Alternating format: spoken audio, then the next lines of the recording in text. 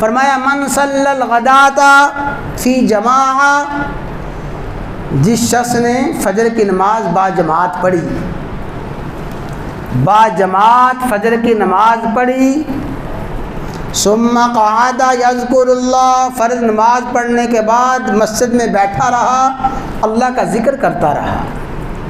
اللہ کا ذکر کیا؟ قرآن کریم کی تلاوت کی۔ اللہ کا ذکر کیا ہے؟ سبحان اللہ، الحمدللہ، اللہ اکبر۔ اللہ کا ذکر درود شریف ہے، اللہ کا ذکر دعا ہے، اور ہر دین کی بات اور ہر دین کا کلمہ اور ہر شریعت کا مسئلہ وہ اللہ کا ذکر ہے۔ وہ اللہ کا ذکر کرتا رہا حتیٰ تطلع الشمس، یہاں تک کہ 15-20 منٹ کے بعد سورج طلوع ہو گیا۔ 15 منٹ، 20 منٹ، آدھا گھنٹہ، اتنا ہی ٹائم ہوتا ہے۔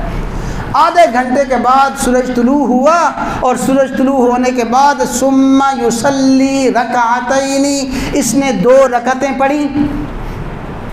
2 رکعتیں پڑھنے سے فارغ ہوا، جو ہی 2 رکعتیں پڑھنے سے فارغ ہوا، فرمایا فحجتہ تامن تامن تامن، اللہ تعالیٰ اس کو پورے حج